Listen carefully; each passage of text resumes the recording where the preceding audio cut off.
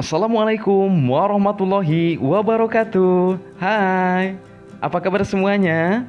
Semoga semuanya selalu dalam keadaan sehat walafiat. Kita bertemu kembali dalam belajar baca tulis Al-Quran di video pembelajaran jarak jauh atau belajar daring dari rumah. Yang tentunya kita akan melanjutkan pembelajaran sebelumnya kita bahas. Sekarang kita akan belajar Tafhim dan Tarkik bagian kedua. Bagian 1 menjelaskan tentang lam jalalah. Di bagian 2 kita akan menjelaskan hukum bacaan ro atau hukum membaca huruf ro. Kita sampaikan standar kompetensi memahami bacaan ro, tafhim dan tarkik.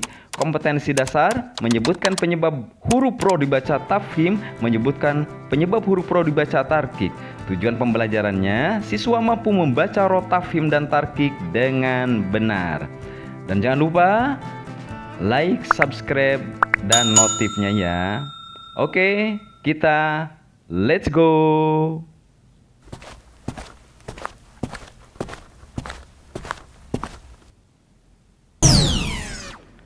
Baiklah anak-anakku, kita bersiap belajar. Namun agar lebih lancar dan berkah lagi dalam belajarnya, kita mulai dengan basmalah dan doa. Bismillahirrahmanirrahim.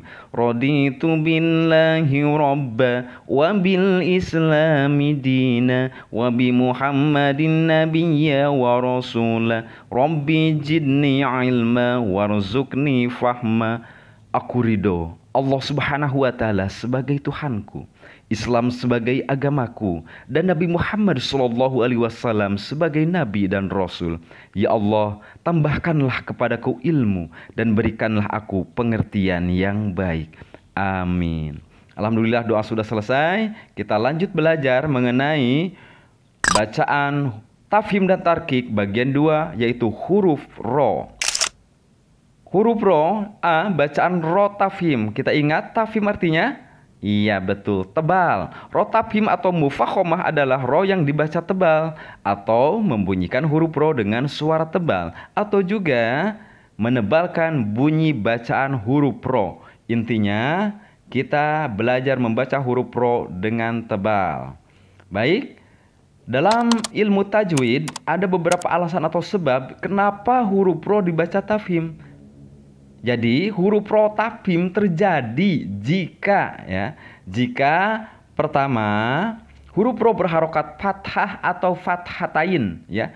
Jadi huruf ro-nya berharokat fathah dan fathatain. Contoh pertama, rosulu ya, di atas huruf ro ada fathah, rosulu. Kedua, alam taro ya. Jadi tebal ro-nya, di atas ro ada fathah.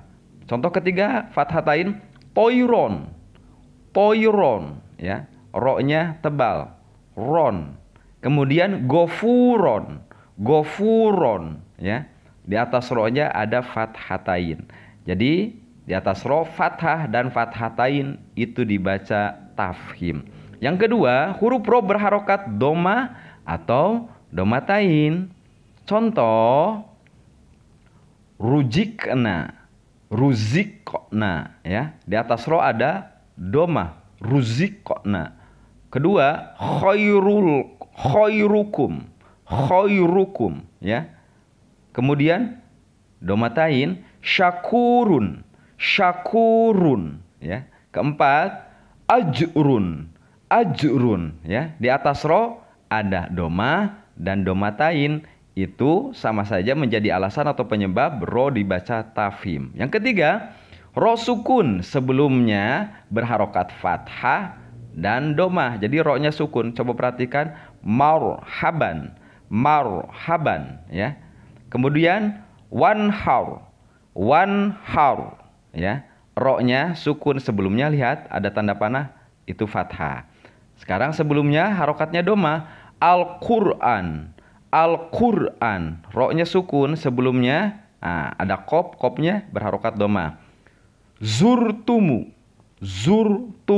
ro-nya sukun sebelum ro, itu zai berharokat doma. Keempat, ro sukun, huruf sebelumnya kasroh, tapi kasrohnya bukan dari kalimat itu ya. Kasrohnya bukan asli atau kasroh bukan asal, tapi kasrohnya itu baru yang disebut hamzah wasol. Contoh, irji'i irhamna, ya. Nah, kemudian contoh berikutnya irfa'u, ya. Irji'i, irhamna, irfa'u. Jadi ro sebelumnya ada kasroh tapi kasrohnya bukan asli. Kelima, ro berharokat sukun sedangkan huruf sebelumnya kasroh asli. Namun sesudah ro sukun itu ada huruf isti'la, ya, huruf isti'la yang meninggi. Huruf-huruf istilah ada 7 dan dikelompokkan dalam kalimat khusso dogtin kid. Di antaranya kho, sod, dod, ghain, to, kof, dan vo. Itu huruf-huruf istilah. Contoh fir, kotun, fir, kotun.